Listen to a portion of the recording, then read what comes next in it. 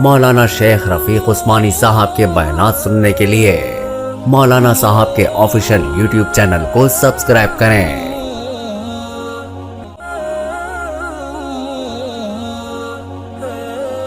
تو اللہ تبارک و تعالیٰ نے قرآن مجید نازل فرمایا کہ ما قطعتم من لینۃ او ترکتموها قائمۃ علی اصولها فبإذن اللہ ولیخزی الفاسقین۔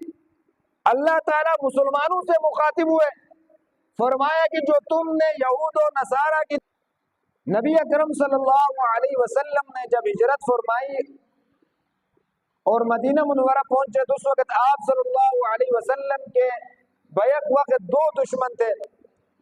ایک مدینہ منورہ میں رہنے والے یہودی جو قریب کے دشمن، اور ایک کفار قریش جو دور کے دشمن تھے۔ بیک وقت دو دشمن تھے آپ صلی اللہ علیہ وسلم کے، جنہوں نے مسلمانوں کو ستایا، مسلمانوں کو تکلیف دی، مسلمانوں کو ہجرت پر مجبور کیا، اور مسلمان مکہ مکرمہ سے ہجرت کر کے مدینہ منورہ پہنچے اور آپ صلی اللہ علیہ وسلم کو ستایا، آپ صلی اللہ علیہ وسلم کو تکلیفیں پہنچائی، ایذائیں پہنچائی۔ آپ صلی اللہ علیہ وسلم نے بھی ہجرت فرما کر مدینہ منورہ پہنچے۔ چنانچہ جب آپ صلی اللہ علیہ وسلم مدینہ منورہ پہنچے تو آپ صلی اللہ علیہ وسلم نے ایک حکمت عملی سے یہودیوں کے ساتھ ایک معاہدہ طے کیا۔ ان کا مقصد، آپ صلی اللہ علیہ وسلم نے سمجھ لیا کہ یہاں پر میرے بیک وقت دو دشمن ہیں اور دونوں کے ساتھ ایک ساتھ مقابلہ کرنا مشکل ہوگا۔ مدینہ منورہ میں رہنے والے یہودیوں کے ساتھ ایک معاہدہ کیا جسے میثاق مدینہ کے نام سے جو مشہور ہے۔ چنانچہ آپ صلی اللہ علیہ وسلم نے، کیونکہ مدینہ منورہ میں یہودی بھی رہتے تھے اور مسلمان بھی رہتے تھے،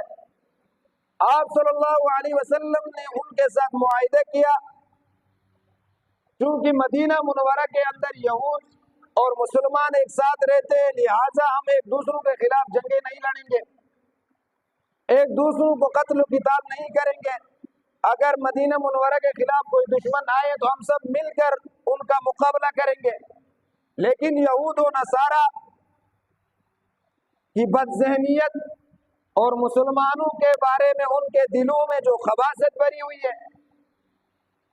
اور وہ ہمیشہ اور ازلی مسلمانوں کے دشمن ہیں،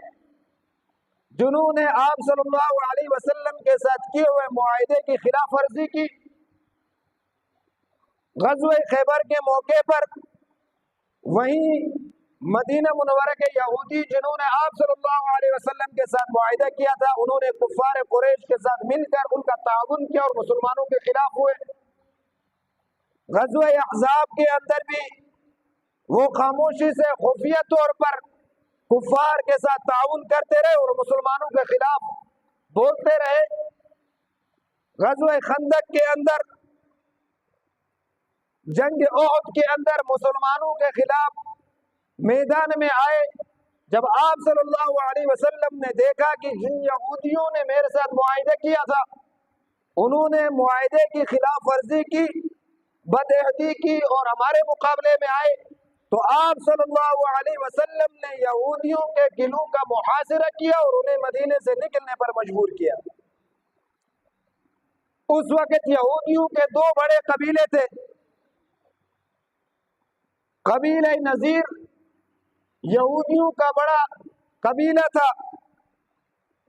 آپ صلی اللہ علیہ وسلم نے اور ان یہودیوں کے بڑے بڑے مضبوط قلعے اور ان کے پاس بڑے بڑے کھجور کے باغات موجود تھے۔ آپ صلی اللہ علیہ وسلم جب جنگ سے واپس آئے تو ان کے قلعوں کا محاصرہ کیا اور ان کے جتنے بھی باغات تھے انہیں جلا دیا۔ یہودیوں نے شور مچائی کہ کیسے مسلمان ہیں، ہماری درختوں کو بھی انہوں نے نہیں چھوڑا، ہماری درختوں کو جلایا، ہمارے باغات کو جلایا۔ تو اللہ تبارک و تعالیٰ نے قرآن مجید نازل فرمایا کہ ما قطعتم من لینۃ او ترکتموها قائمۃ علی اصولها فبإذن اللہ ولیخزی الفاسقین۔ اللہ تعالیٰ مسلمانوں سے مخاطب ہوئے، فرمایا کہ جو تم نے یہود و نصارہ کی درختوں کو جلایا، ان کی معیشت کو نقصان پہنچایا ہے، یہ اللہ کے حکم کی وجہ سے جلایا ہے، اور جو ان کی درختوں کو آپ نے چھوڑ دیا یہ بھی اللہ کے حکم کی وجہ سے، فبإذن اللہ، اللہ کے حکم کی وجہ سے آپ نے جن درختوں کو چھوڑا وہ بھی اللہ کے حکم کی وجہ سے،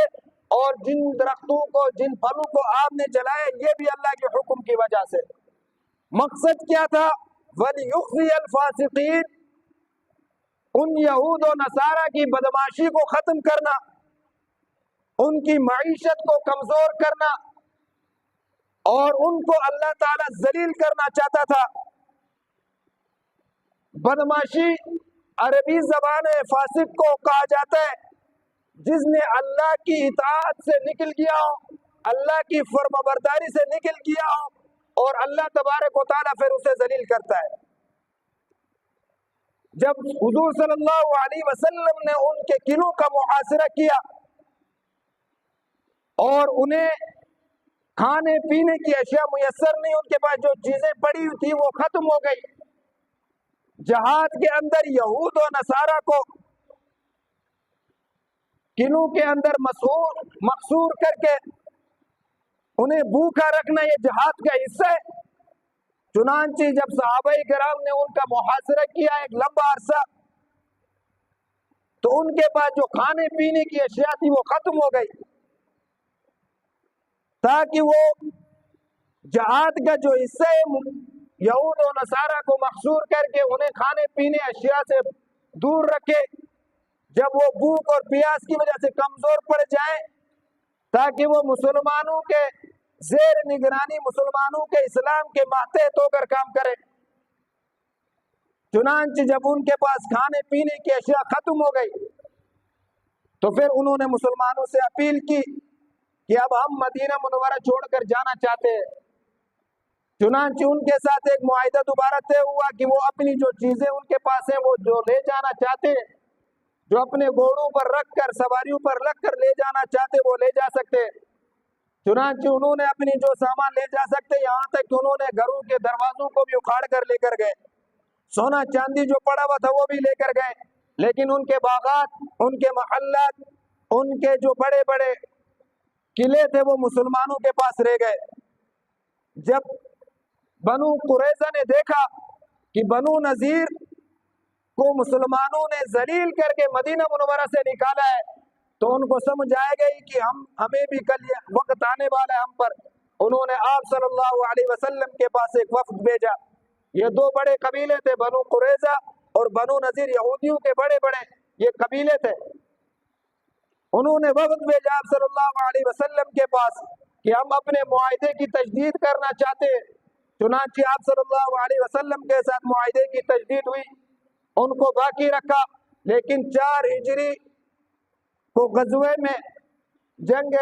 احزاب کے اندر، غزوہ خندق کے اندر، انہوں نے مسلمانوں کے خلاف کفار قریش کو ورگلایا اور کہا کہ مسلمانوں کے قبضے میں ہماری جو زمینیں ہیں، ہمارے جو باغات، ان کا حصہ ہم آپ کو دیں گے، لہٰذا آپ مسلمانوں کے خلاف نکلے۔ ایک بار پھر انہوں نے اپنے معاہدے کی خلاف ورزی کی،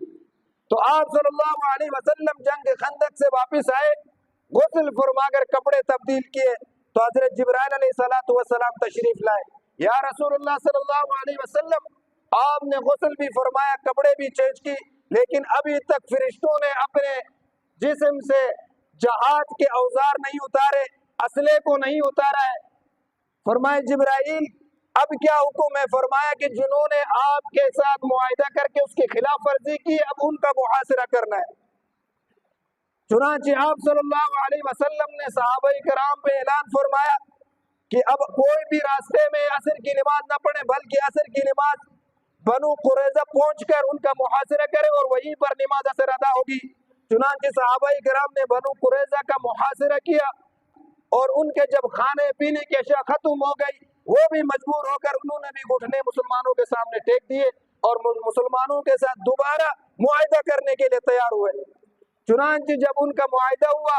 انہوں نے کہا کہ ہمیں قبیلہ اوس کے لوگوں کے جو ایک مسلمان ہوئے، قبیلہ اوس کے مسلمان تھے حضرت سعد بن معاذ رضی اللہ تعالی عنہ،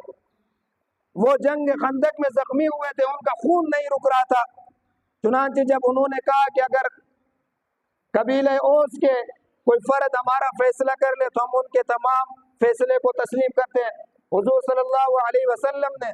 بنو قریظہ کے لوگوں سے پوچھا اگر سعد بن معاذ رضی اللہ تعالیٰ عنہ آپ کا فیصلہ کرے تو ابھی آپ کو قبول ہوگا؟ انہوں نے کہا کہ ہمیں قبول ہے، وہ ہمارے قبیلے کا آدمی ہے، ہمارے ساتھ اس کی دوستی تھی، وہ مسلمان ہوئے لیکن اس کا جو بھی فیصلہ ہوگا ہمیں قبول ہوگا۔ چنانچہ حضور صلی اللہ علیہ وسلم نے حضرت سعد بن معاذ رضی اللہ تعالیٰ عنہ جو زخموں کی وجہ سے لیٹے ہوئے تھے، مسجد نبوی کے سامنے ایک حجرہ بنا کر وہاں پر رکھا ہوا تھا تاکہ کوئی بھی خبر گیری کے لیے آئے تو ان کے پاس وہاں تشریف رکھیں۔ چنانچہ انہیں اپنی سواری بھیج کر آپ صلی اللہ علیہ وسلم نے بنو قریظہ بلایا اور وہاں آ کر فرمایا کہ یہ بنو قریظہ والے آپ کی فیصلے کو تسلیم کرنا چاہتے ہیں، آپ جو بھی فیصلہ کرنا چاہے کر لیں۔ اب بنو قریظہ کو یہ خوش فہمی تھی کہ وہ ہمارے حق میں فیصلہ کرے گا کیونکہ ہماری شروع سے دوستی ہے، لیکن حضرت سعد بن معاذ رضی اللہ تعالیٰ نے ایمانی غیرت کو سامنے رکھا، دین کو سامنے رکھا، اسلام کو سامنے رکھا، شریعت کو سامنے رکھ کر فیصلہ کیا یا رسول اللہ صلی اللہ علیہ وسلم میرا فیصلہ یہ ہے ان کی عورتوں اور بچوں کو قید کر لیا جائے، ان کے بوڑھوں کو پناہ دی جائے اور ان کے نوجوان جنہوں نے ہمارے خلاف جنگیں لڑی ان سب کو قتل کر دیا جائے۔ چنانچہ آپ صلی اللہ علیہ وسلم نے فرمایا یا سعد آپ نے جو فیصلہ کیا یہی فیصلہ میرے رب کا بھی تھا۔ چنانچہ اس فیصلے کے مطابق ان کے بچوں اور عورتوں کو قید کر لیا، لونڈیاں بنائی گئی اور ان کے بوڑھوں کو پناہ دی گئی اور ان کے نوجوان جنہوں نے مسلمانوں کے خلاف جنگیں لڑی تھی ان کو سب کو قتل کر دیا اور خندقوں میں گرا دیا۔ اب یہ سب بیان کرنے کا